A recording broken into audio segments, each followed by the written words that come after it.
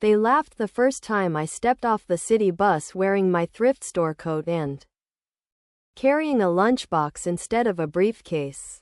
Public transit? One of them whispered. Guess someone's not management material. I smiled, said nothing, and walked through the revolving glass doors into the company I had just quietly purchased. A week earlier, I'd sat in my lawyer's office, reviewing the final documents. The acquisition was clean, low profile, strategically timed. Hidden under the name of my holding company. No one in that office knew who Rothwell Enterprises belonged to. That was the point. I'd started in that same company 10 years earlier. An intern fetching coffee for people who didn't bother to remember my name. When the layoffs came, they said I was lucky to be kept on. When I got promoted, they called it diversity optics. I learned fast, people love to underestimate those who never compete for the spotlight. So when the opportunity came to buy the place, after years of watching it stumble under arrogant leadership, I didn't hesitate. I let them keep their titles, their parking spaces, their smug smiles. I wanted to see how they treated the person they assumed still belonged at the bottom. That Monday morning, I chose the bus on purpose. The board hadn't yet announced the sale. And I wanted to walk through those doors one last time as the version of myself they thought they knew. The receptionist gave me a tired half smile. A few mid-level managers laughed openly as I passed. Rough morning, huh? One said. I nodded, biting back the satisfaction that burned in my chest. At 10 a.m., the announcement went live. Emails pinged across the floor. Phones buzzed. Confused murmurs spread like wildfire. The company had been acquired. Everyone was called into the conference room for an all-hands meeting.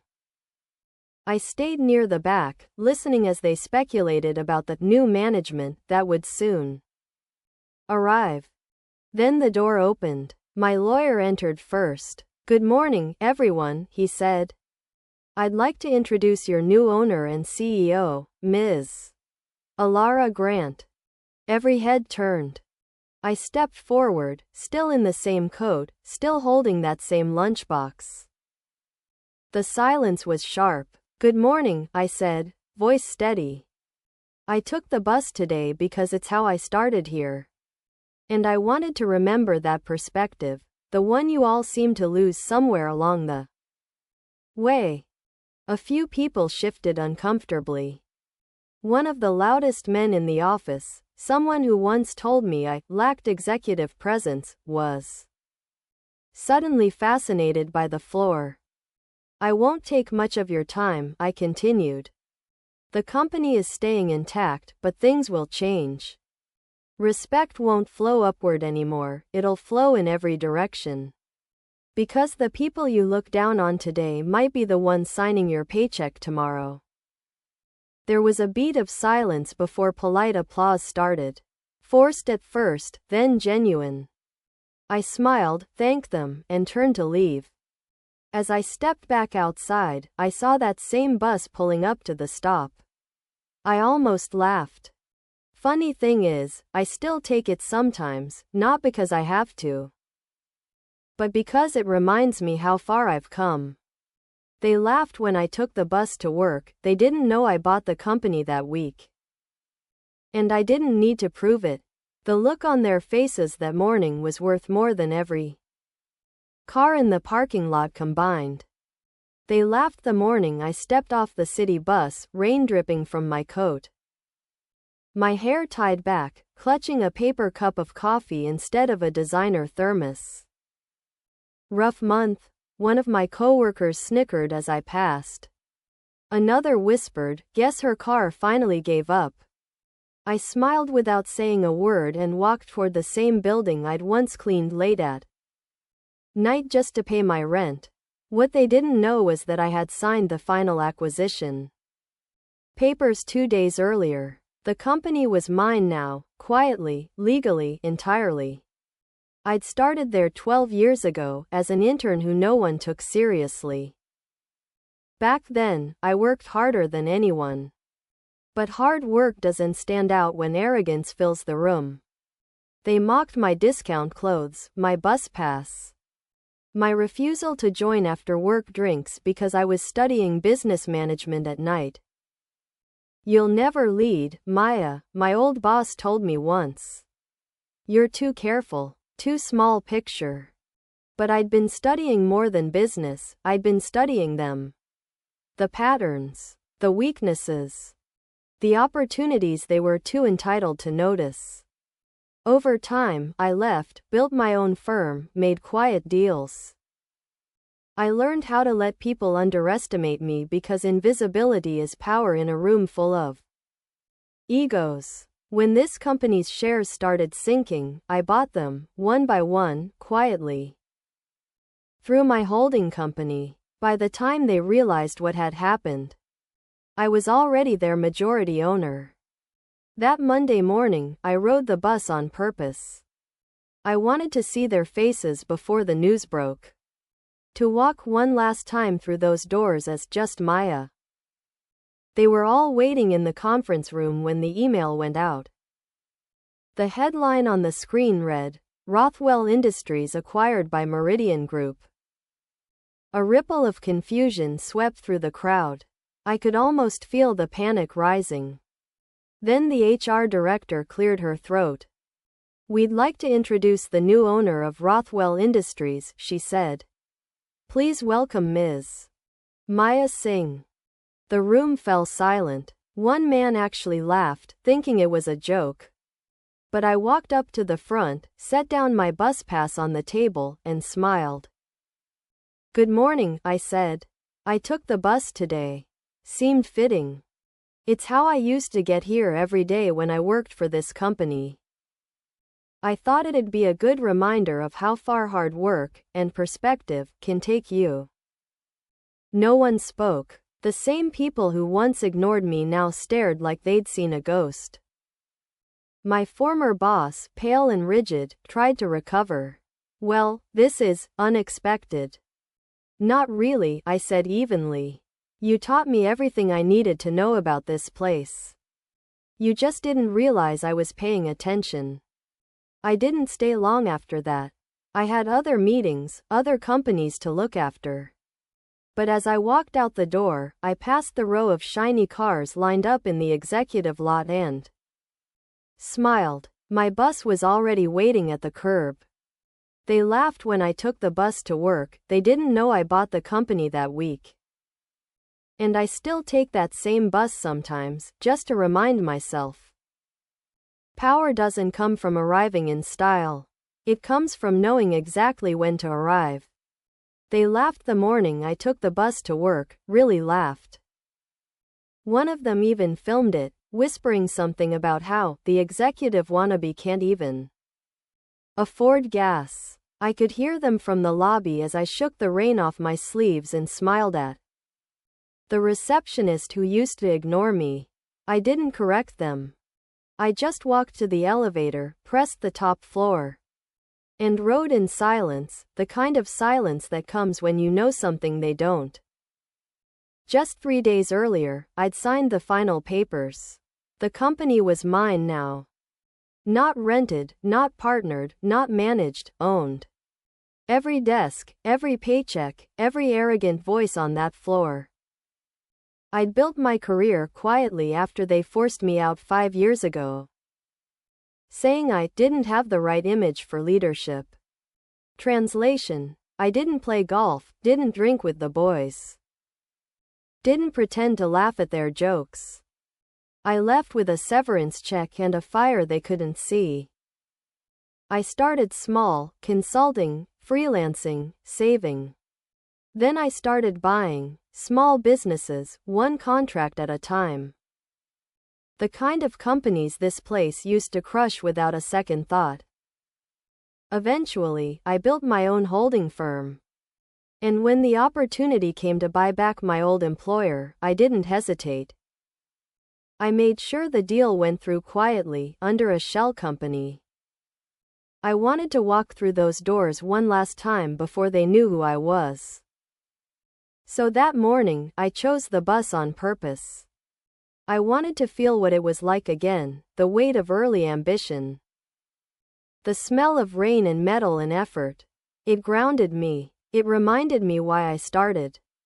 When I arrived, I sat at my old desk, now just a formality, and watched the same people who used to step over my ideas whisper about my shoes. At 10 o'clock sharp, an email alert chimed across every screen. Internal memo, company acquisition announcement, effective immediately. The chatter died. My former boss, the same one who once told me I was too soft for strategy, called an emergency meeting in the boardroom. He didn't look at me when I walked in. Why would he? To him, I was just another face in the crowd. But when the lawyer from my firm entered and announced, "Please welcome the new majority owner of this company, Ms. Alina Cho," his head snapped up so fast I thought I heard his neck crack. The room went still. I smiled. "Good morning," I said calmly. "I took the bus today. Thought it'd be a good reminder of where I started." Someone stammered, You own this company?" "Yes," I said. "And I'd like to thank you all for the years of training. Every dismissal, every slight, every joke, it was a masterclass in what leadership isn't." No one laughed after that. Now, sometimes I still take that same bus route past the building, not to gloat, but to remember the woman I was before the titles, before the power, before the silence broke. They laughed when I took the bus to work. They didn't know I bought the company that week. And the irony still makes me smile. They spent years climbing ladders I built while I was learning how to own the ground beneath them. They laughed when I took the bus to work. The kind of laugh people share when they think they're safe, superior, untouchable. I could hear it as I stepped off the curb that morning, heels clicking, umbrella half broken. Coffee in hand. "Guess she's saving for gas," one of them muttered. "Maybe management cut her salary again." Another chuckled, "She really doesn't fit in here, does she?" I didn't look back. I never do when I'm winning quietly. 3 years ago, those same people used to ignore me in meetings. I'd sit in the corner, taking notes while they dismissed every idea I had. "You're too cautious," my boss once told me. "You don't have the instincts of a leader." Funny thing, he was right, just not in the way he meant. I didn't have his instincts. Mine were sharper. When they pushed me out during restructuring, I took my severance and started my own consultancy. I built connections, learned the markets, and started investing in the very companies that once rejected me. One by one, I bought pieces of them, quietly, methodically, through subsidiaries and shell corporations. By the time I returned to the company I'd started in, I didn't need a job. I already owned controlling shares. The final deal closed that week. So yes, I took the bus. I wanted to see it all one last time through the eyes of the person they thought I still was. The receptionist didn't even look up when I walked in. The junior staff snickered as I passed. My old boss, still smug, still loud, walked by without a glance. I smiled to myself. The beauty of underestimation is how invisible it makes you until it's too late. At 10 sharp, the announcement email hit every inbox. Acquisition finalized, new ownership effective immediately. The conference room filled in seconds. I stayed near the back as the chatter grew. "Who's the buyer? Is this a merger? Are we getting fired?" They laughed when I took the bus to work. I could hear them through the rain, that low, knowing kind of laughter people use when they think they've figured you out. "Rough week?" one whispered as I passed the security desk. "Guess someone downgraded." Another joked, I didn't even know buses still ran this far uptown. I just smiled, swiped my visitor badge, and kept walking. The truth was simple, I didn't drive because I didn't have to. I'd taken the bus that morning for one reason only, symbolism. A reminder of who I used to be before I learned how to play their game better than they did. 5 years earlier, I'd worked there as a junior analyst. First in, last out. The kind of employee who believed loyalty was currency. I wore cheap heels, brought my own lunch, and listened quietly as men with half my competence took credit for my ideas. My boss, a man who once told me I had a good attitude for support roles, laid me off during a budget cut and said, "You'll thank me someday." I did, just not in the way he expected. I started small, freelancing, consulting, building contacts. My ideas that they'd dismissed became the backbone of the startup I founded 2 years later. The one that grew, merged, and eventually bought their parent company during a financial downturn. I signed the papers on Wednesday. By Friday morning, the company was mine. I took the bus because I wanted to walk through those glass doors again, unnoticed. Underestimated the way I'd started. When I entered the office, everything felt the same, the hum of printers, the stale coffee smell, the same people performing importance. My old boss walked by without recognizing me.